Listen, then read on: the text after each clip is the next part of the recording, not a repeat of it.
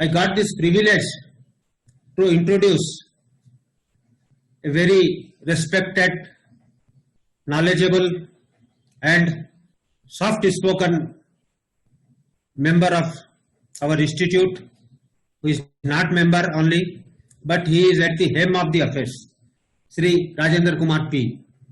Sir, I am not restraining myself to share your age with all the audience. You are 50 years old, so like our tax bar, you are also celebrating your golden jubilee year. We'll celebrate together. I hope so.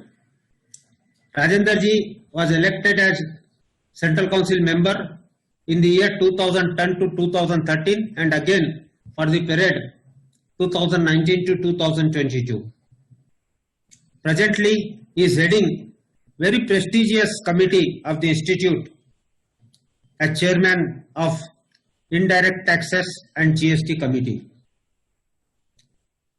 Beside his institute's works, he is also involved in so many other philanthropic and other professional activities, like he is independent director in various reputed companies, including Central Warehousing Corporation. He is member of International VAT Association, which is headquartered in Belgium. He is the only Indian member of Technical Advisory Group on Indirect Taxes of OECD, which is headquartered in Paris, France. As you know, he is expert in indirect taxes. He has been regularly invited to talk on these topics. He has presented papers in various forums and imparted training on GST, VAT, service tax, etc. to government and other organizations.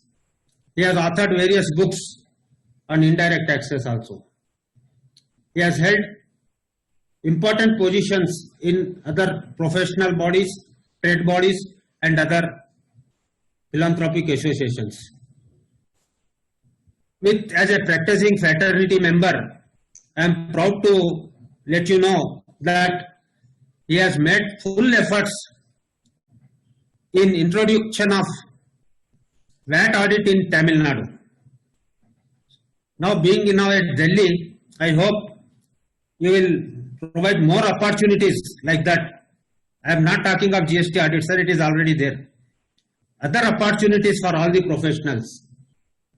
As CC member of ICAI, Central Council member of ICAI, he has nominated to various prestigious committees, including member of editorial board of ICAI Journal, which is really a very important position he holds.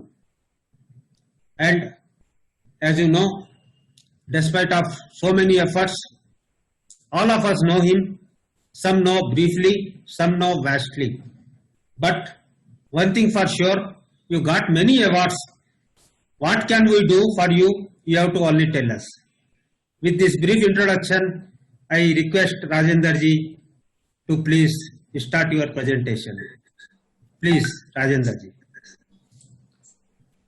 Thank you, esteemed CA Ramdevji Butra, the Golden Jubilee President of this very prestigious Tax Bar Association.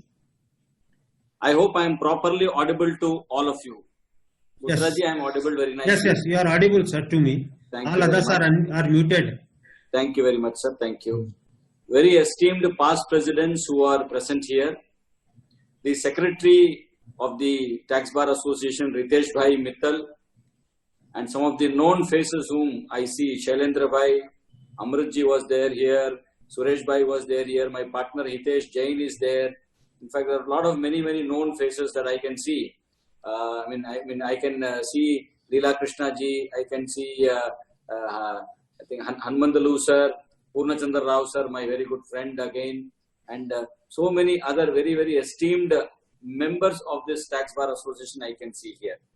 In fact, it is a proud privilege when Ramdevji Butra invited me to present my thoughts on the GST, on the issues in GST, and then he told me that I am going to be one of the first speakers to present this in his presidentship. My joy was doubled. In fact, all of you are experts. Let me tell you, all of you are subject experts. All of you are very deep-rooted practitioners and hardcore practitioners, if I may say so. So I am not going to tell you something new, but I am going to share with you whatever little I know on this subject, because as many of you know, I only practice consumption taxes. I have never practiced income tax or company law or any other law for that matter other than consumption taxes.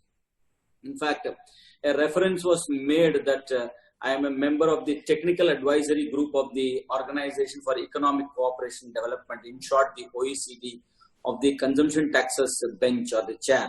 In fact, in the direct taxes committee, one of the greats by name T.P. Ostwal, all of you will know T.P. Ostwal. T.P. Ostwal ji was a member of the technical advisory group of the direct taxes committee of the OECD. And I am a member of the technical advisory group of the consumption taxes of the OECD. In fact, before going to subject proper, I would like to briefly tell you that the Indian GST law is an Indianized GST law. It is not purely an Indian GST law, it is an Indianized GST law, whereby we follow the principles, we follow the guidelines laid down by the OECD. So it will not be out of place here to mention that what we follow in GST is the OECD model. Rather, you may know international tax also. There is OECD model, there is US model. India follows the OECD model as far as the consumption taxes are concerned. Friends, 150 plus countries of the world follow the OECD model of GST. We call it GST. Some countries call it VAT, value added tax. We call it as the goods and services tax law. In fact, Indian system is more or less similar to the European system or the European Union, if I may say so. In fact, in the European Union, you have the EU VAT Council. There is European Union VAT Council. And in the European Union VAT Council, the representatives of the EU VAT are all the member countries of the European Union. Member countries of the European Union. And in India, what you have is the GST Council. GST Council, which is represented by the state finance ministers or the representatives of the states. Even in the GST Council, the administration is manned by the CGST officers. But in the EU VAT Council, the administration, the members of the administrative body are drawn from various states and deputed to the European Union's VAT Council, which is established in the EU capital, which is in Brussels. So the principles are the same. Now, what I would like to inform all of you, my friends, by this message is that all of you can practice the GST law in India as well as the international laws of these 150 plus countries. The only difference is that you should read that law at least once, and where you should read is the procedural matters, the rate matters, etc. Otherwise, the principles are the same. GST or VAT, by whatever name called, is a destination-based consumption tax. When goods are moved from Hyderabad to Kolkata, IGST is levied. When goods are moved from Paris to, let us say, London, let us say Berlin, when goods are moved from Paris to Berlin, it is the EU VAT which is levied. The tax which is to be paid by the supplier who is in Paris, who is in France, he should pay the EU VAT to the German government. Now look at this difference. Here we argue whether CGST should be paid, SGST should be, or IGST should be paid. But look at the EU VAT. One country pays VAT into another country altogether. Country, at least we are one country. So in EU also, whatever problems, whatever litigations, whatever changes that are there in India, the same thing happens in EU also, in all VAT countries. And all of you also must know that consumption taxes keep changing. Consumption taxes are never static. In fact, I fell in love with this subject way back in 97, 98, because I always wanted to be a learner on a continuous basis, permanent basis, and what best learning than central excise or the then sales tax and the service tax. So please, friends, let me tell you that GST will not be static. There will be amendments. There will be changes, continuous changes. As the economy changes, the consumption tax will change. The rates may change, procedures may change, forms may change, mode, manner, and method of valuation may change. ITC restrictions may be eased or may be tightened, and so on. So there will be continuous changes, because this is on a day-to-day basis, intertwined, interlinked with the economy of any country. So every country, you will have these issues. And then there are these portal related issues. My computer is hanging. I am not able to file the return.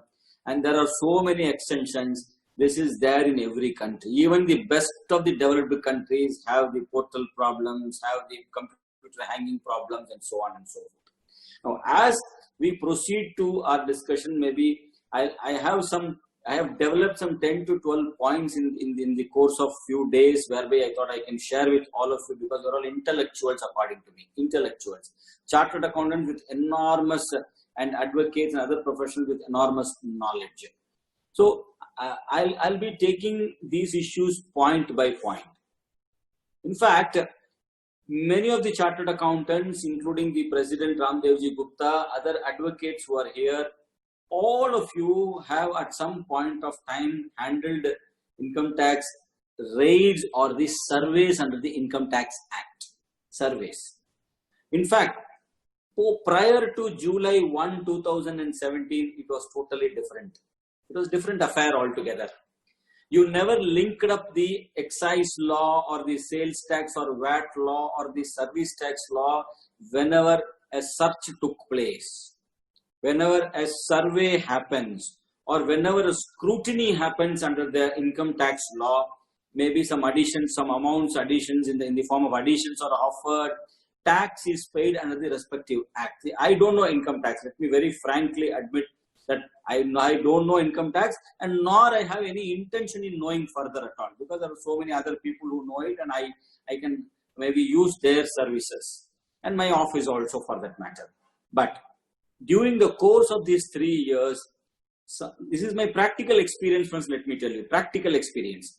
There are certain chartered accountants who came to me post the income tax raids, saying that, sir, if my client is going to do this, tell me what is the GST related issue here. Friends, today everything is through the computers, it is online. And everyone knows if there is a small income tax search also or a survey happening, there are immediately messages on WhatsApp, the newspaper reports are there, chartered accountants and the other professionals' offices are also parallelly searched, or they are also on some kind of their spotlight is on them, the newspaper reports are there. Now, given in this scenario, what are the kinds of disclosures that you are going to make before the income tax authorities in a search, in a survey, in a scrutiny, will have an impact on your GST liability also, let me put it. In fact, it may not be merely liability, it may also end up in various other prosecution matters under the CGST, SGST legislations. In fact, immediately I'll give you one example. Let us assume that there is a jewelry. I did read somewhere that there was some jewelry shop issue which happened in Hyderabad and other places. There is a jewelry where income tax search has taken place, and the jeweler has disclosed stocks. Let us disclose some stocks. Now, here in the GST law, in the books of accounts maintained by the concerned jeweler, how is he going to bring those stocks? He has to pay GST at the whatever rate the output tax liability, and that is one thing. Now the core issue here is input. Now here the whole problem arises is that he has to take this stock as an input, isn't it? See, again I'm telling you, I confess, other than the consumption taxes, this legislation, I don't know anything else. I'm only throwing up issues too because there are other stalwarts who deal in income tax. Now input, which means you have purchased input without payment of GST or without a documentary evidence, which may lead to prosecution, which may also lead you to the person who supplied you such goods. So in sum and substance, what I am trying to say is that no longer the income tax survey, income tax search, income tax scrutiny can be independent only of the Income Tax Act. Either you must also look into the GST angle of the disclosures made, or you must engage a professional who is an expert in GST to help you in that particular search, so a survey or scrutiny, so that the liability is minimized, the damage is minimized. This is very, very important, friends. I thought I took it up first because this is something which is very practical. In fact, income tax scrutiny takes place, and you need to disclose, or you need to pay the tax. I don't think there's any scrutiny which will end without any payment of taxes, let me tell you. So you need to pay the tax. Now, what are the disclosures you are going to make there? How you are going to account it? Why? Because look at the Form 9C in GST, which is the audit reconciliation statement. Now, that reconciliation statement covers your entire balance sheet and P&L account. It's a summary of everything. So when you are going to account these transactions in your books of accounts, how is it that you are going to do it so as to ensure that the GST liability is minimal or not there at all? So, I cannot give you one single answer. It is all on case-to-case basis, on transaction basis, on disclosure basis. These things will come to light, esteemed friends. And having said this now, friends, I am going to go to the second point. This is all. What I am going to cover are all thought points for all of you to ponder upon. Now, the second point is with respect to the rates of GST in India, the rates of GST. In fact, I would immediately tell Ramdevji Bhutra, going forward, he should conduct one session on classification concepts in GST. Bhutraji is on, maybe is on telephone or what, I don't know. But sir, I would, Bhutraji is here now. Bhutraji, when I'm talking of the rates in GST, I would request you, maybe going forward next month, you must conduct a session on classification concepts in GST. Now, I will tell you why it is important. In fact, the rates in GST in India are what? 0, 3, 5, 12, 18, 28. Broadly, there are 6 rates. There are 6 rates of GST in India. Now, if you look at the notification number 1/2017 dated 27th June 2017, this is the rate notification. We call it as the GST rate notification, where there are schedules for 5% specific. There are schedules for 12% specific. Now, whatever does not fall in 5 or 12 category falls in 18 category. Now, how to find out what falls in 18 category is governed by the Customs Tariff Act. If you look at the notification number 1/2017, in the last, it goes on some 20, 25, 30 pages. In the last line, they make a reference that the entire notification is the basis of the Customs Tariff Act 1975, and the schedules to that said act and the chapters to said act are applicable to the said notification. Sir, as on date, let me tell you that there will be confusion, there will be rate differences. For example, the mango pulp. Andhra Pradesh is famous for mangoes. The mango pulp, which is used in manufacture of mango-based drinks like Maaza, like fruity or arm-based drinks. What is the rate of GST if you ask me? You have to go through the schedule. You may not find an entry there. So you must apply your mind, you must apply certain test. Now, if you ask me one more example, ready to eat and ready to cook are both two different things.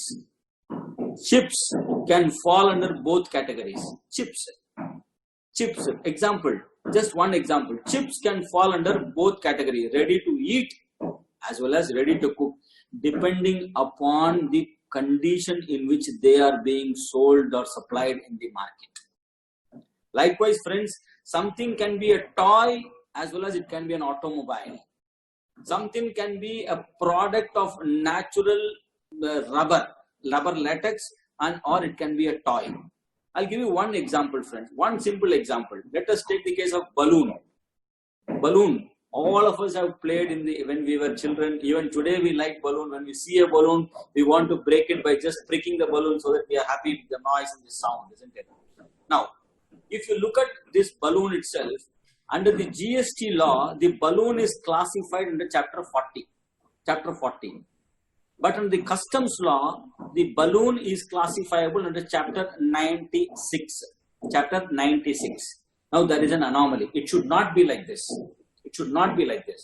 Now, you will be surprised to note that 95% of the balloons in India are imported. They are not manufactured in India. They are all imported from Sri Lanka, from Thailand, or from China. These are the three major countries from where balloons are imported into India. Now, what happened on 1st February 2020? Because of the China impact, the government of India increased the basic customs duty on toys from 20% to 60%. 40% increase immediately in overnight increase. Now, if there is an increase in customs duty by 40%, there is an increase in IG.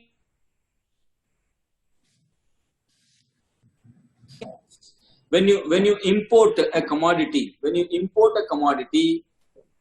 you pay customs duty, and on the customs duty there is also IGST which becomes payable. Now, balloon as per GST law is a product of natural rubber latex. But as per customs law, it is classifiable under Chapter 96. There is an anomaly, as I told you, friends. Now, when it is imported under Chapter 96, 60% is the customs duty, and on that will be the IGST. But when it is sold in India, it is sold at 5%. In fact, balloons were never under excise duty. Balloons were never under sales tax. Balloons were never under VAT law. For the first time, almost after 30 years, 3 decades, I am speaking out of personal experience, friends. After about 3 decades, balloons become liable to any kind of consumption tax, and today it is chargeable at 5%.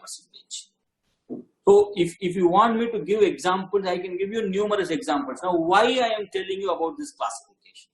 Why, if you ask me?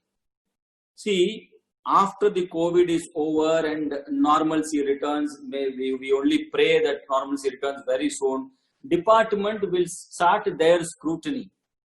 The GST department will start their scrutiny. Like income tax scrutiny, there is also what is known as GST's department scrutiny. Now, what is this? There's a slight difference.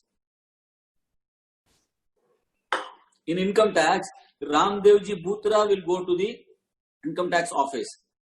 Shailendra Bhai will go to income tax office. Rao Garu will go to income tax office for scrutiny purposes, taking the client's record, books of accounts, etc. In GST, it is different. We call it as a department audit. In GST, we call it as a department audit.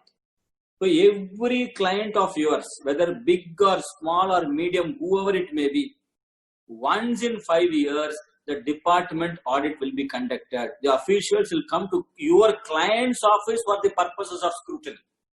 They will come to your client's office for the purposes of scrutiny, and you have to render the professional services.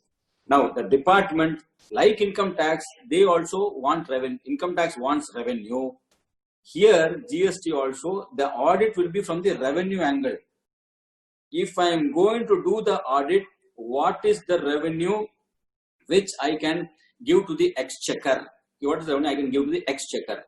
So, the most important is the rates of GST. Whether the client, your client, the registered person has adopted correct rate for the product. Correct rate for the product. Now, I will give you one example here. Over the course of 3 years, many changes have taken place in the rates in GST. Many changes. There is no one particular set date. No, by 1st May say change hona hai, ya 1st November only we have to change. Nothing like that. It all depends on when the notification has been, when the notification is issued by the Government of India in the official gazette. That is again I'll tell you one day-to-day item. Idli, dosa, wet mix. Wet mix. Today, those days, the ladies in the house used to grind the rice and the urad dal and make the dough for the purposes of making idli or dosa. Then the grinder came, so the grinder will do the job. And today, nothing is happening. The wet mix is sold in the market. Uttaraji wants to eat dosa immediately. Uttaraji, 15 minutes wait कीजिए, madam will tell, लड़कियों को जाके dosa mix लेके आ, तो the boy will come with the wet dosa mix and then the dosa is ready in 15 minutes. Isn't it? Now, there was an issue. From July 1, 2017 up to November 2017, the wet mix was chargeable at 18% GST. 18%. But the manufacturers of dosa mix were charging only 5%, taking the classification of flour, F-L-O-U-R. Flour is not wet. Flour is always a dry flour, like for example wheat atta, it is flour, but the wet dosa mix is not flour. It comes under a different category. Of course, later on the government reduced the rate to I think 5%, but for some few months there was a rate difference. In fact, when the department, like you do a thorough study of your client and then go to income tax department for scrutiny, sit before the officer, do namaste to him, whether he offers tea, coffee or not, you don't bother. But here, when the officer comes, the same namaste you will have to do. You have to give him chair to sit, you have to give him comfortable time, area to sit, you have to give him access to all the books and accounts and records, and you will have to give him offer tea, coffee, lunch and whatever he wants, that is also there.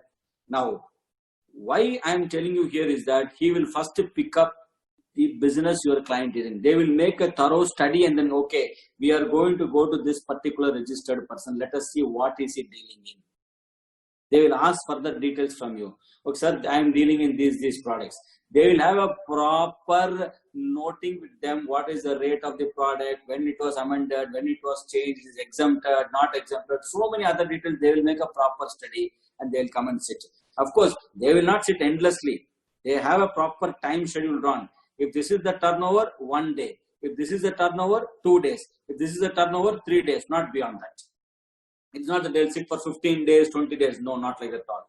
I have not seen a department audit going beyond 1 week, let me tell you, beyond 1 week, and that to a large multinational corporation, because they do a thorough homework and then come. So friends, all of you must spare some time going forward in understanding the product which your client is dealing in, whether he is charging the correct rate of GST, whether your client is charging the correct rate of GST. In fact, if wherever you have doubt, either you take an opinion, you do a study yourself, you do a detailed analysis yourself and analyze whether the rate charge is correct. In fact, I'm very happy that Butraji wanted me to talk on issues in GST, because issues is not whether credit is available, credit is not available. All this, generally people will, all these things you will hear. But a person with around 3 decades of experience like me, I have come here to share those important salient points which we might miss, which is required at all, which is very much required for the purposes of our day-to-day work, friends. And then coming to the third point, there is one killer definition. I always call it killer definition: aggregate turnover. In fact, from time and again, there have been representations to the government to amend the definition of the term aggregate turnover in GST. See, basically, commercial organization, not a problem. Not a problem. Commercial organization, not a problem. In fact, I will explain to you with few examples so that you will be able to appreciate it. Andhra Pradesh and Telangana are educational hubs in the country. They're educational hubs. Large amount of intellectuals have come from these two states. In fact, if I may say so, the United States of Andhra Pradesh, USA, if I may use that word, USA. Now, take the case of, let us say, a school, that's all. A simple school, I'm going to take an example.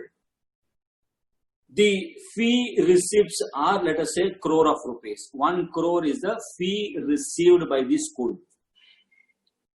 Now, if someone is asking, Butraji, GST लगेगा क्या? तुम्हारा school है ना भाई, नहीं लगेगा, phone रखो, काय को सुबह सुबह डिस्टर्ब करते हो? Okay, you will keep the phone. But sir, let me tell you, more than commercial organizations, today our focus in GST should be on not-for-profit organizations. Not-for-profit organizations, entities which are NGOs, entities like educational institutions, entities which are exempted by a specific notification. See, in GST, there are 2 types of exemptions. One is entity-based exemption. Second is activity-based exemption. Now, these activity-based exemptions occupy 95% of the exemptions, activity-based exemptions. Education institutions is not entity-based. Merely because it is a school, it is not exempted? No. Merely because it is a college, it is exempted? No. Never.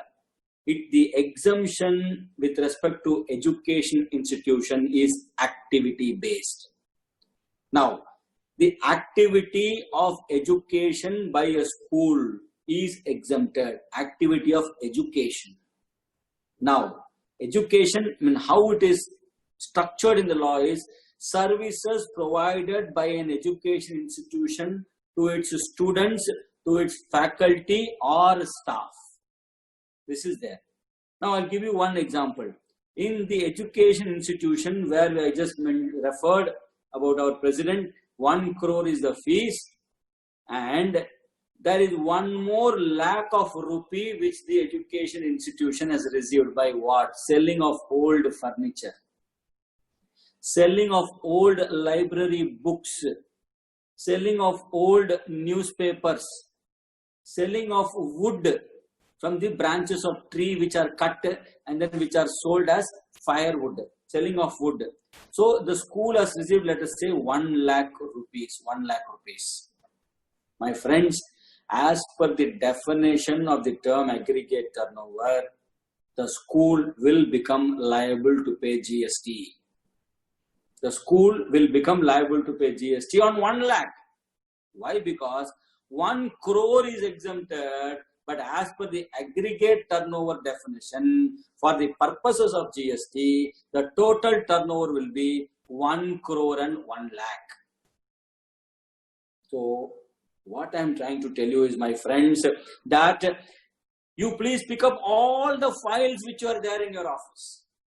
Every file which is relating to an NGO, which is relating to a not-for-profit organization, and start looking into all other types of incomes which are appearing in their credit side of the income and expenditure account,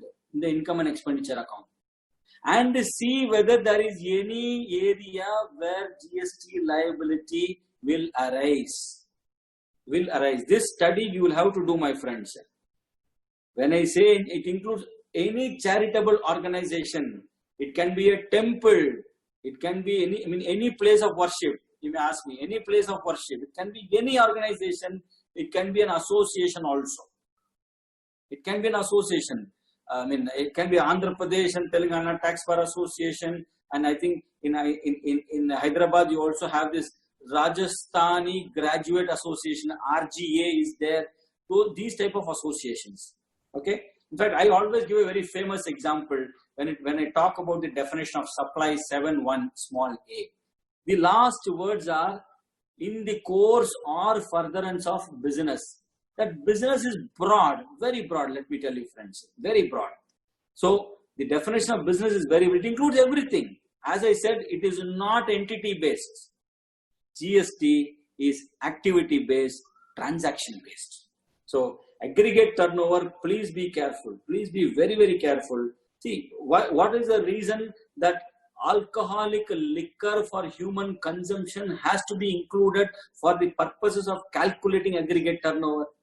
Even though constitutionally we say liquor is a state subject, isn't it?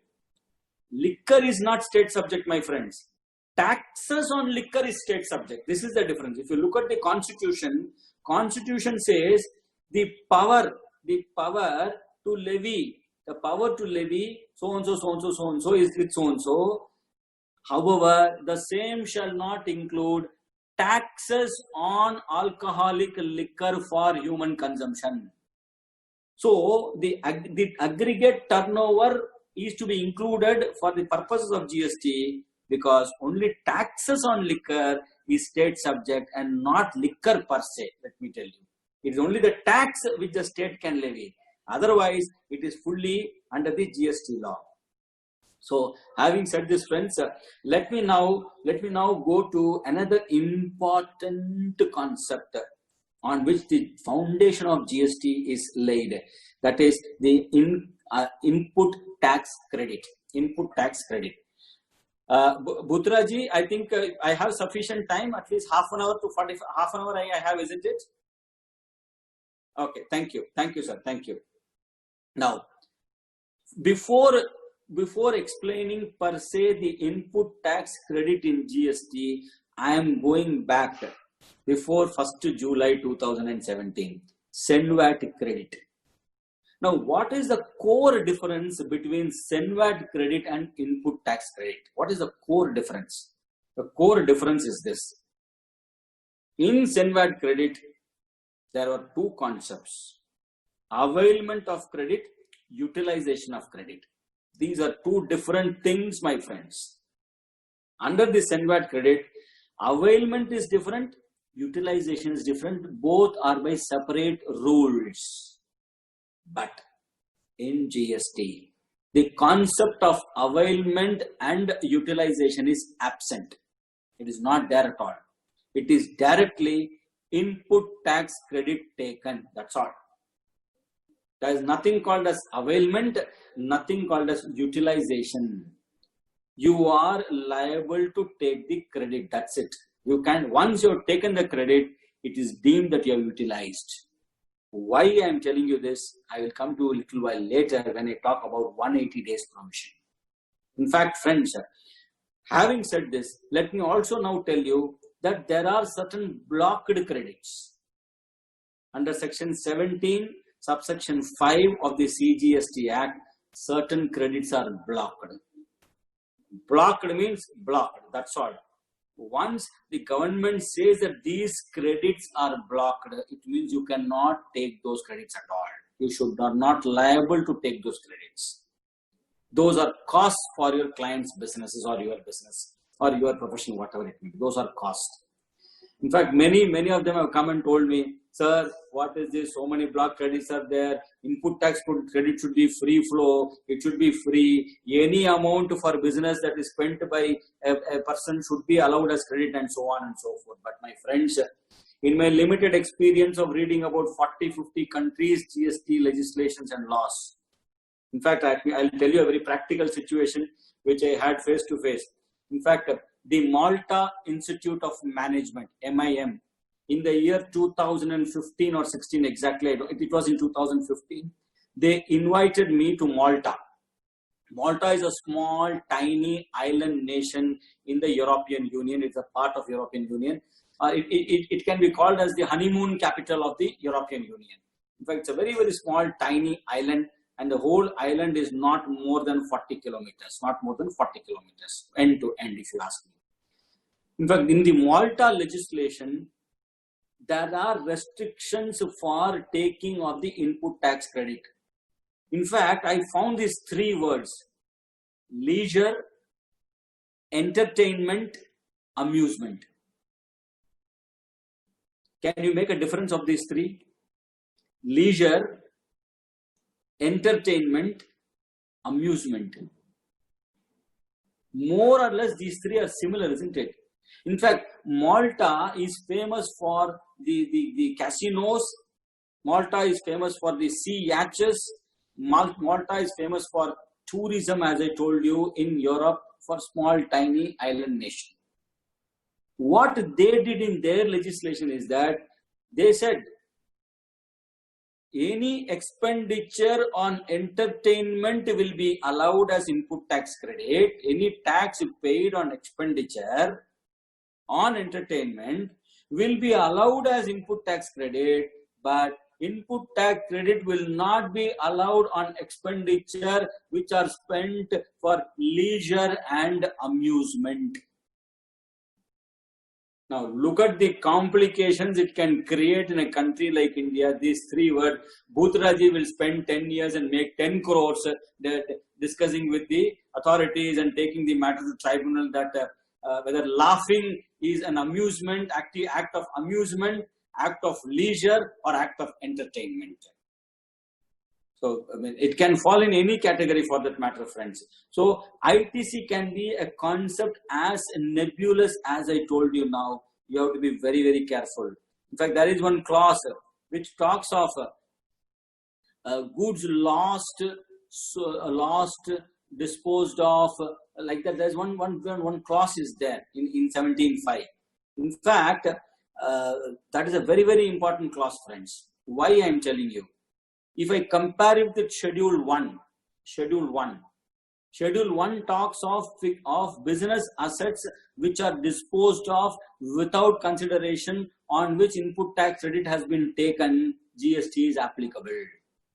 In fact, imagine 3 years from now, your client is visited by the department for their scrutiny, their department audit. And they will immediately go to the business assets, which are there. The fixed assets column is there. There are so many, a client may have numerous fixed assets. They may have 200, 300 chairs. Now, even if one chair is missing on the counter, it amounts to disposal. It amounts to disposal on which if ITC is taken, it amounts to disposal. Chair is broken and thrown away, it amounts to disposal. So you need to be very, very careful when you are doing the ITC related issues. Now I am going to come to 180 days. Sir, I have always been a strong opposition for this particular section in GST. Why should government come and say what should be my credit period? In this particular provision, the government says that if the recipient does not make a payment to the supplier within 180 days, on 181st day, ITC has to be reversed. The ITC taken by the recipient has to be reversed on the 181st day with interest. Now here I am coming to the difference between availed, utilized and taken. Now, in the prior law of the Senvad credit rules, if you have availed the credit, you have not utilized the credit and you are reversing the said credit which you have availed, there is no interest.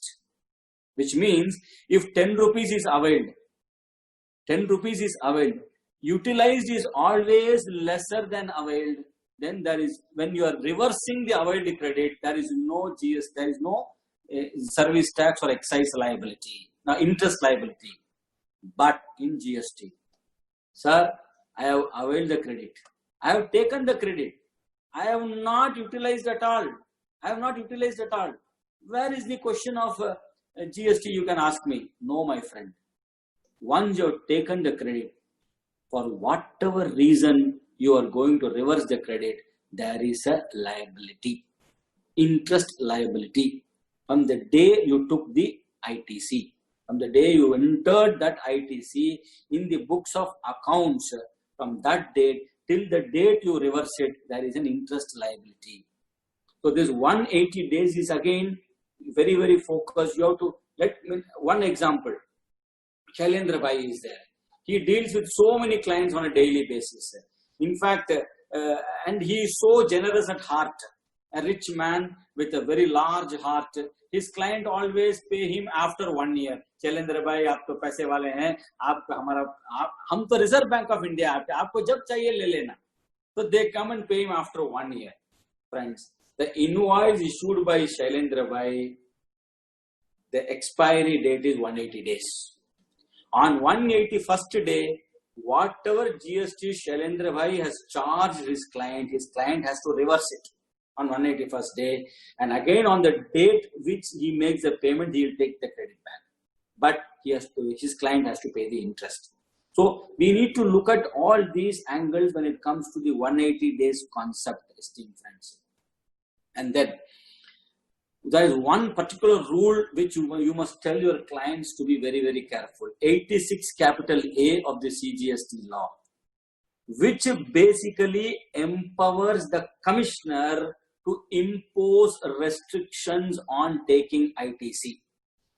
See, this was used in the central excise era, service tax era by many of the authorities. But in GST as on date, they have not started it.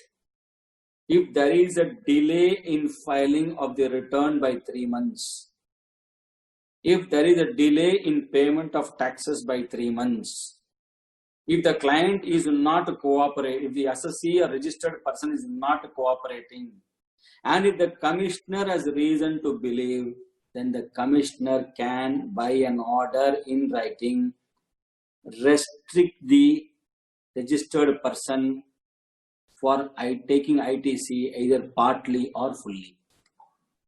So going forward, you must tell your client, see, you must maintain your books properly. You must ensure that the amount is GST amount is paid properly. You must ensure that returns are filed properly. Statutory responsibilities have to be properly fulfilled so that this particular rule is not attracted.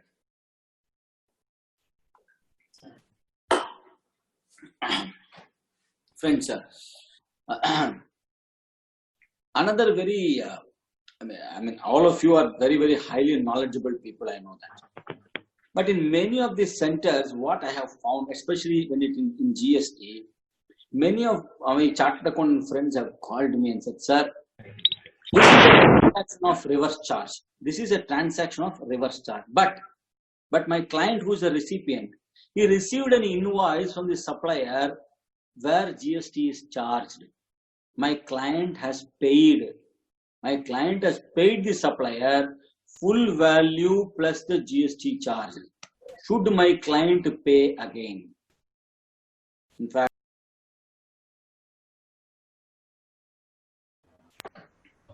yeah, it is, I have told the CA friend, please read the section 9, subsection 3 of the CGST Act. There is a difference from what it was there in the service tax law and now. Here in this particular provision, the responsibility is clearly, expressly cast on the recipient. The recipient shall be the person liable to pay the tax. This is what the provision clearly says. In other words, If the supplier has charged GST, it is wrong. You have paid this, recipient has paid the supplier. It is between the supplier and the recipient, that contract. Department will not come and enter that.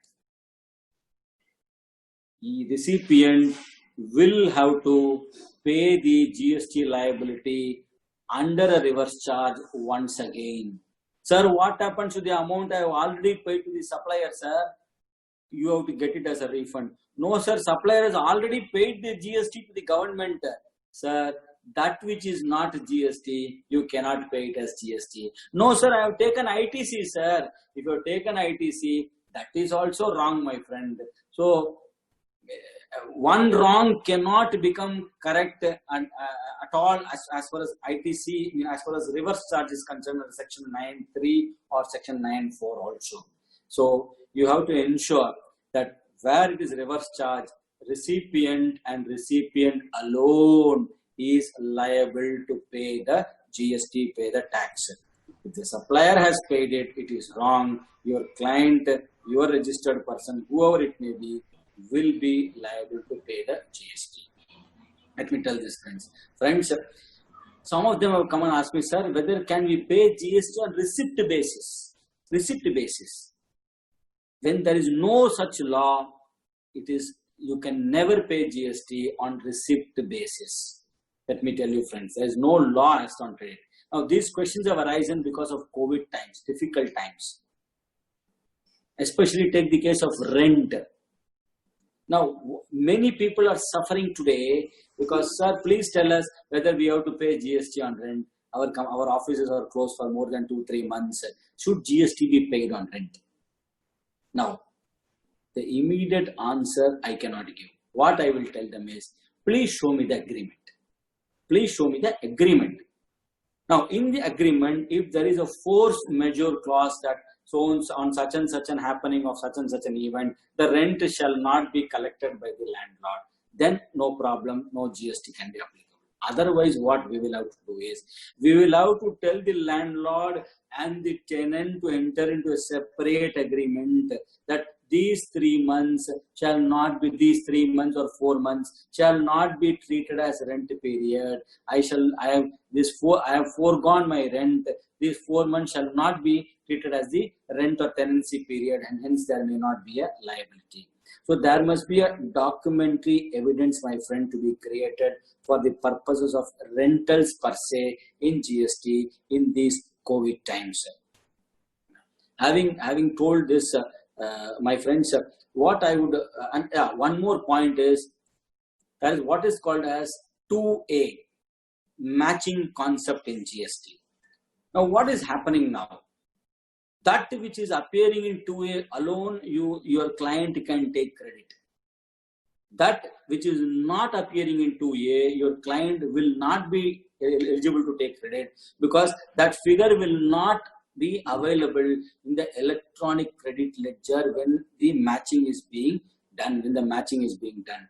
Friends, this is an additional work, I know, which you may have to do for your client. Matching concept. So going forward, you must tell your client very clearly that, look, month on month, you must match 2A. You must match your credit with the 2A that is appearing, so that what credit is available there, that alone you can take. In fact, there have been many instances which we have come across, whereby the recipient has paid the money, the supplier has paid the tax, not filed the return, or the supplier has neither paid the tax, not filed the return, but recipient has taken credit. The recipient has taken credit.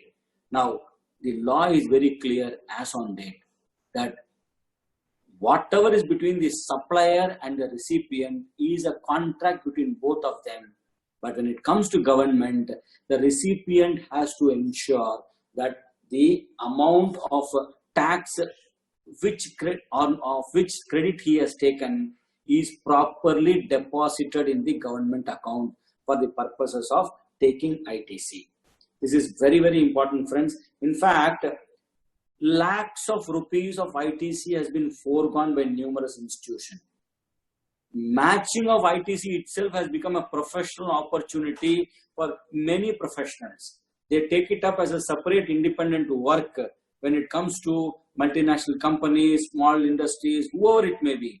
Matching of ITC with the 2A itself is a big work, big time work, I can say now, friends. Having discussed these so many points till now, I thought I would maybe stop for a while and answer or take questions. If there are questions, yes, sir. I would.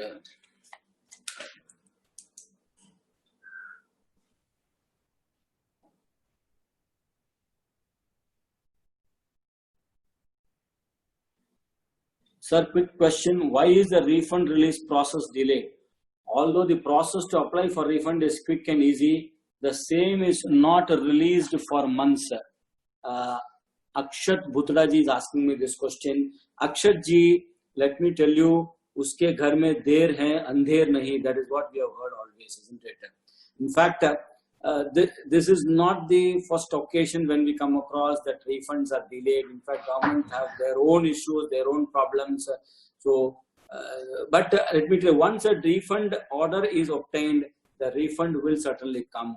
It again depends upon your relationship, your coordination, your continuous follow-up with the official. If the refund is not coming across, my friend, Arpan Bohra ji is telling, now the department is very quick and issuing the refund at the earliest.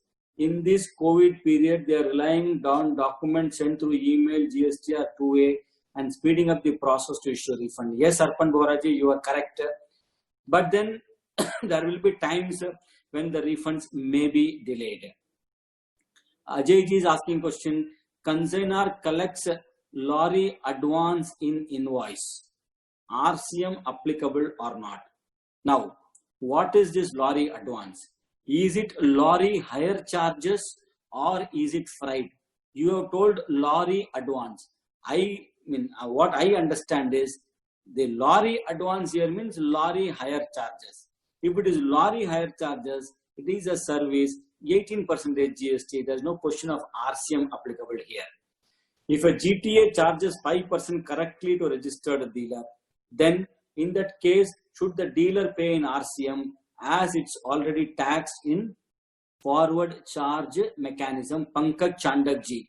Pankaj Chandak ji, if a GTA has to charge GST, he should charge 12% and not 5%. The rate applied is wrong there. When a GTA chooses to pay GST by himself on forward charge basis, it is 12%. And if your client has not paid the reverse charge, your client is on the wrong side of the law. This is my view. Akshat Bhutra is asking another question. In a situation when supplier doesn't receive the money towards any invoice from purchaser within the span of 180 days, is there a course of action for amount recovery as per GST law? My friend, the government cannot come between the supplier and the recipient. Government is only bothered about its tax. If your client has not paid you, you are free to sue the client in a civil court. GST does not offer. GST is not a recovery mechanism to recover your dues. GST is a recovery mechanism to recover the government dues. Sir, Anand Boobji is asking a question. Can we take credit of asset purchased in RCM when we choose to go for forward charge mechanism? I mean, I don't think there is any asset which you can purchase under RCM, sir. I have not come across, because RCM is only for services. For goods, there are very few, cashew nuts, etc. There's no, RCM on assets basically, all on forward charge only. GSTR 1, filing GSTR 1 and not filing GSTR 3B by supplier, can we take inputs? Bharat PC sir is asking, yes Bharat ji, in my view, you can take credit, your client can take credit. Anand Bhupji sir, like lorry purchased in RCM. Sir, you cannot purchase a lorry in RCM. Ashok Leyland is not under reverse charge mechanism. Lorry, the concerned manufacturer has to charge GST at 28%. There is no RCM when it comes to lorry. Lorry hire, it is RCM. Lorry hire, it is RCM. One more question.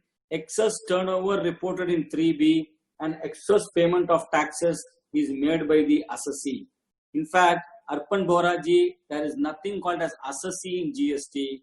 I have to tell you, when you are reading GST, when you are reading consumption taxes, please, you must forget the income tax terms, terminology and principles. It is registered person. So you must use the word registered person. My submission to you. So I will read it like this now. Excess turnover reported in GSTR 3B and excess payment of taxes has also been made by the assessee, and the assessee is of the opinion, and the registered person is of the opinion that the same will be adjusted in subsequent months as per the procedure prescribed in so and so circular. To be brief, circular says that you can adjust excess paid, short paid liability. Sir, I mean,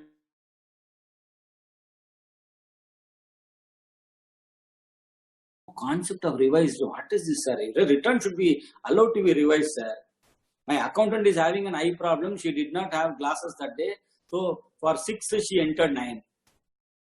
For 6, she entered 9. For 6,000, she entered 9,000.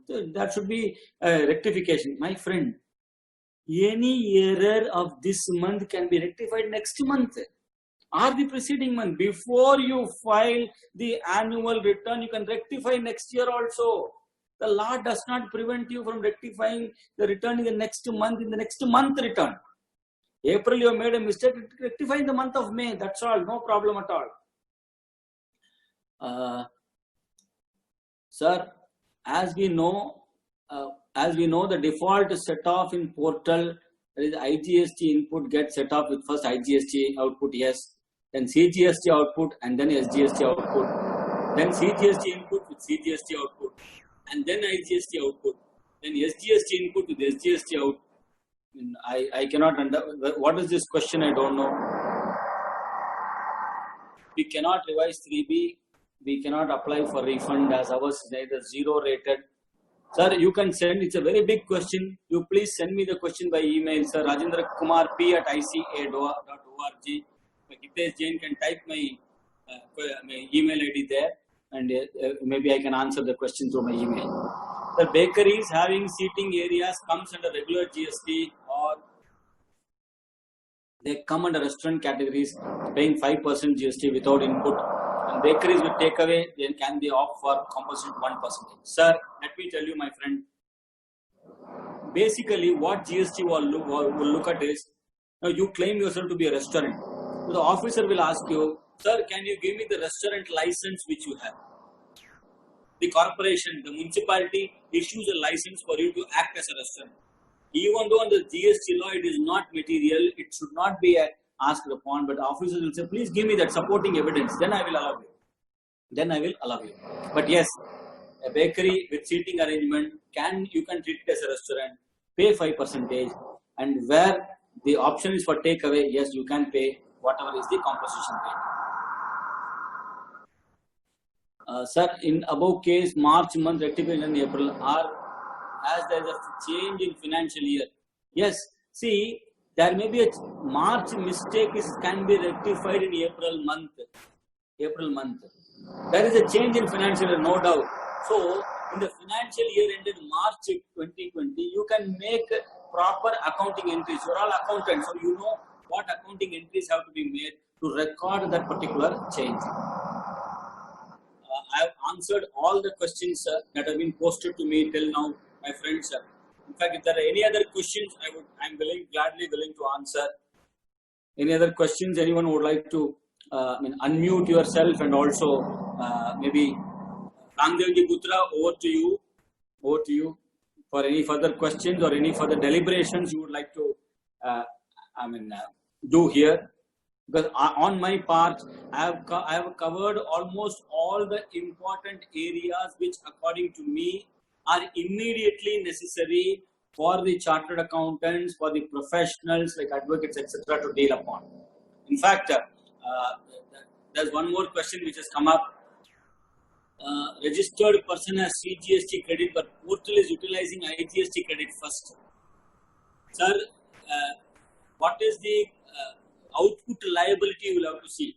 Output liability, and accordingly the portal will use it. Tax invoice is to be issued within 30 days. Yes. In case of professions like us, if most of the audits are completed in single month, should we understand that all invoices for such audit should be raised by next month? Yes, sir. This is the time of supply. As per time of supply, 30 days. So if you are signing your audit report on the 30th of September, 30 days from that date, you have to raise the invoice. 30 days from the date of output liability is only CGST, SGST, and no IGST liability. I think if there is a portal problem, you please escalate to us in the committee. We will take it there and we will see how we can rectify it. Can I claim input tax credit few days before my date of registration? Siddharth Mantriji is asking. Mantriji, when the registration has fallen due, within 30 days, if you can take the registration, you can take the credit. But if you take the registration beyond 30 days, you can take the credit only from the date on which you have applied for registration and not before.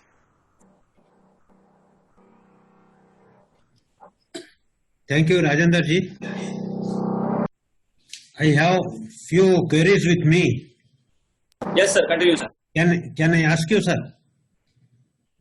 Okay. Yes, sir. Yes, sir. Thank you. Sir, on one aspect, I want your further clarification. You told that GST departmental audit is like scrutiny, and at least once in 5 years, everyone has to face it.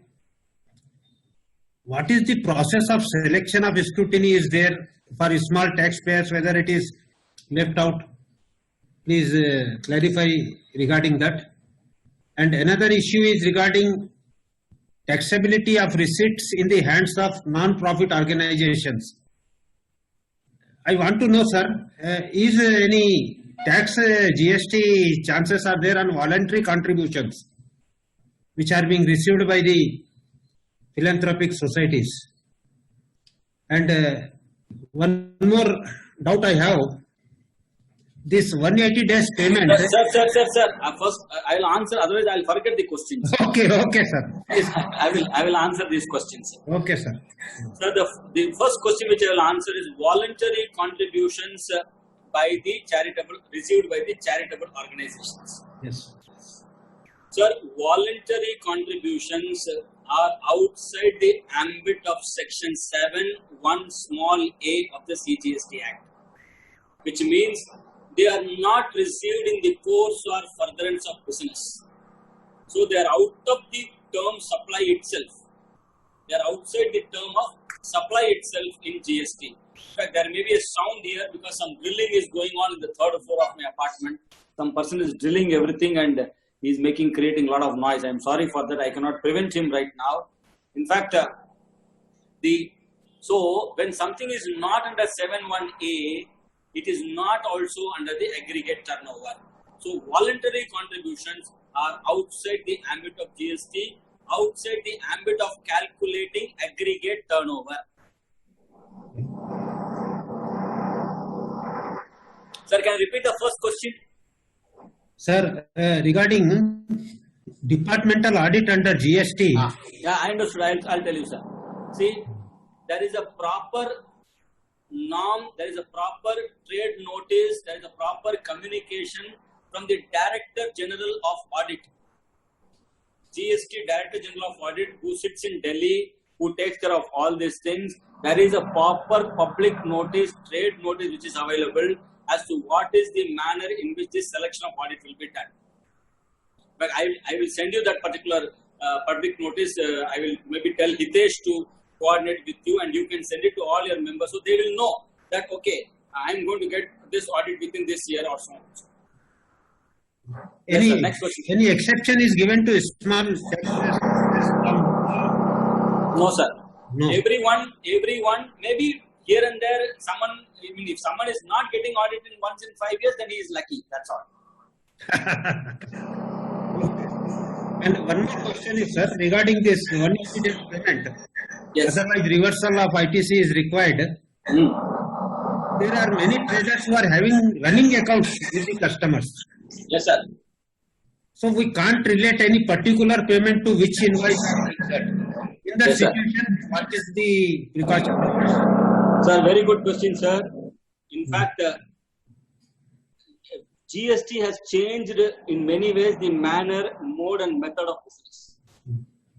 Either invoice payment has to be given, or as accountants, we have to educate our clients that by first in, first out you adopt. Okay. First in, first out. Okay.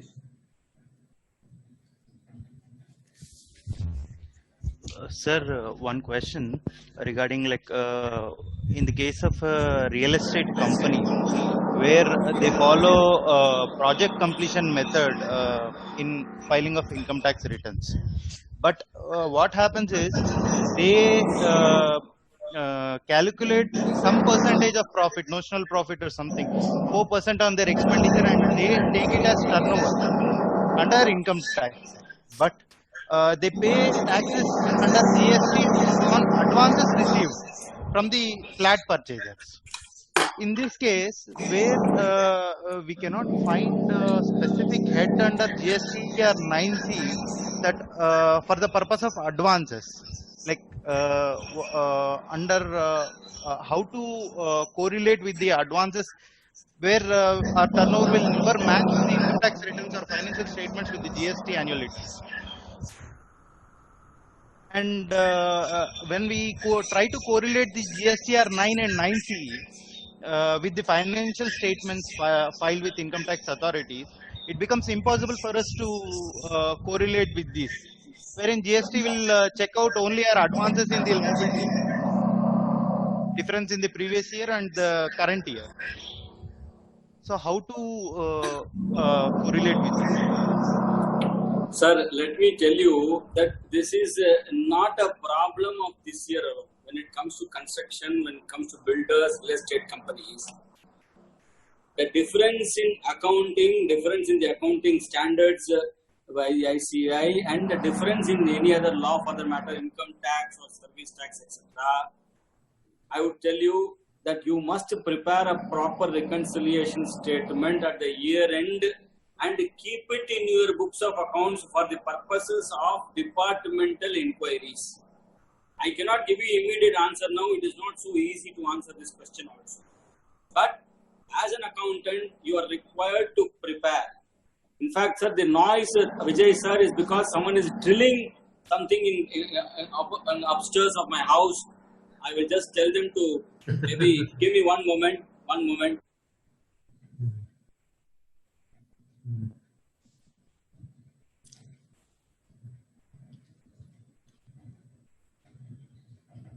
Hello.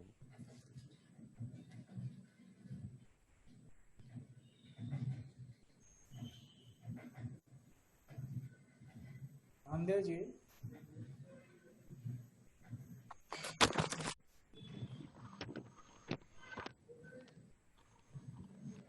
Hello Yes, he is coming online. Please be waited. Ramdev ji Yeah. ये record हो रहा है क्या कहीं पर? मैंने miss किया था तो मुझको चाहिए थी रिकॉर्डिंग. हाँ, रिकॉर्ड हो रहा है. Okay, thank you so much.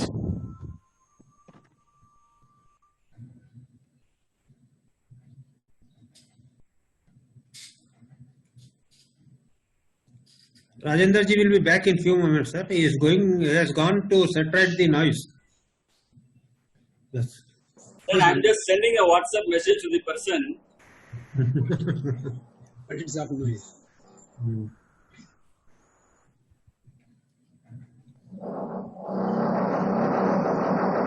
But I have already sent a message, sir. Yes, sir. Please continue, sir. Please carry on, sir.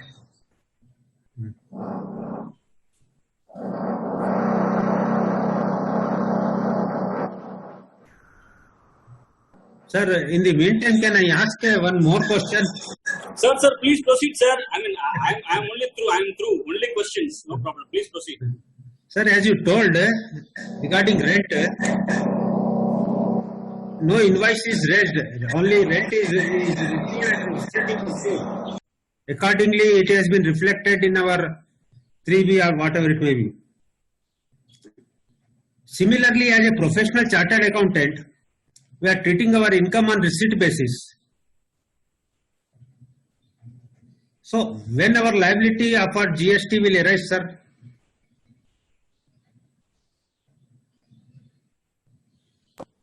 Sir, you may account on receipt basis, but GST law recognizes only on accrual basis. You If we do have not whatever you issued want. the bill also.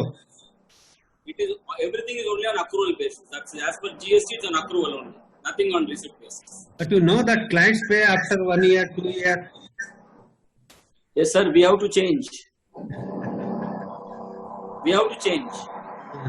Now is the time. In fact, with the GST, many things have changed. The mode, manner, method in which business has done has been changed.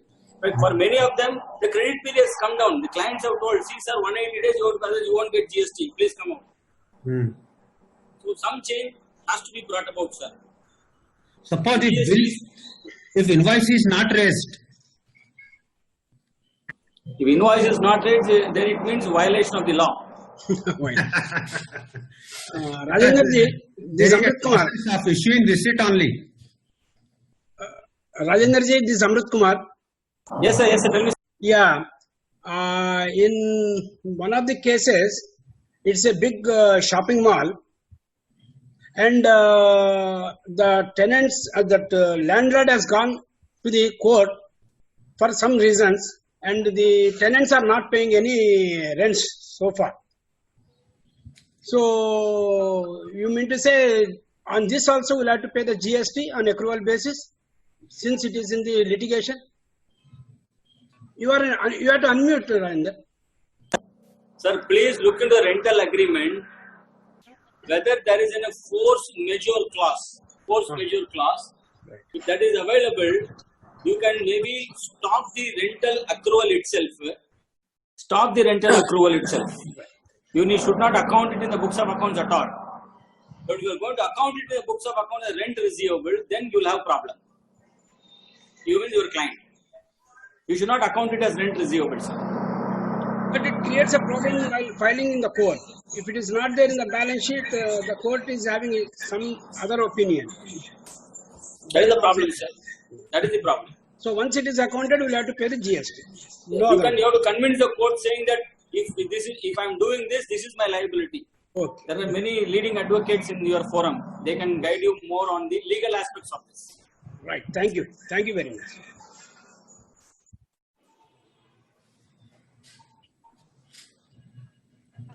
So, any other questions? If it's there, you can even raise your question through a chat box. Sir, absolutely no problem. Even chat box, or you can also send me an email. My email has been shared. Sir, chat box has got some questions, sir. Yeah, I have 1 second, sir. New questions have come. Yes, it has come, sir. Interest on fixed deposits earned by a person not carrying on business exceeding 20 lakhs along with rental income from residential property of 10 lakhs. Is she liable to register under GST? Sir, let me tell you, interest on fixed deposit will form part of aggregate turnover. That is what I like to tell Siddharth Mandriji. Sarang Shah is asking a question. A charitable organization is charging below ₹1,000 for room rent. Total of collections are above registration limit. But the trust has not registered itself under GST. What are the consequences? Sir, charging below 1,000 as room rent is not liable. Even though total collections are more than registration limit, no registration need be required in this particular organization, sir. Sir, my client is exporter without payment of tax. Very good. There is delay in filing of returns. Not good. Input disallowed. It will be disallowed. When we applied for refund, department hold the refund amount against DRC 1 notice amount and release balance. We reply, answer within due date of notice, but department official said you go for appeal, get the order, we can release the balance amount. Sir, please go for, we cross the filing of 180 days restriction. Sir, please go on appeal, sir. You will get a relief. I can tell you this. Sir, can you brief about 10% provisional ITC calculation in GSTR 3B as per new rules? Sir, Shruti Prasad is asking this question. Madam, I can only brief. I cannot explain to you fully because the calculation is certainly has to be done in a large manner. Please read the relevant rule. Please read it slowly, the relevant rule by rule, and you will understand this. Thank you. Sir, I am through with the questions, Putraji. Okay, sir. Still, Sir, 1 second. Sir, Ramdev Butterji, 1 minute, 1 question. Okay. Sir, Rajendra Sekhar, good evening, sir. Sir, in respect of nil-related goods or exempted goods, as per the rule, as per the act, they have to be bill of supply. Okay, but in one of my client case, what happened? His customer is asking, since you are giving invoice, you have to fill the in GSTR1 my invoice details so that I can see that you are filing the returns. But as per GSTR1, all nil-related or exempted goods are just fitted in the same table 7 in the consolidated figure. So by giving not giving bill of supply and giving tax invoice with 0 rate, will it be any violation?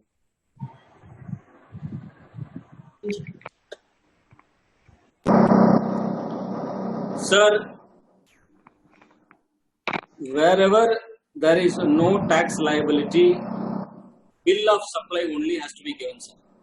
I am very clear. That is my answer to your question. One more question here, sir. yeah. GST on development agreements on completion basis or actual expenditure. Proportionate estimated profit tax on land value, which basis? Sir, I don't think I will be able to answer this question now because it's a very deep and long answer I may have to give. I'm sorry, sir, but maybe we can discuss on phone or on email. Thank you. Thank you, Rajendra ji.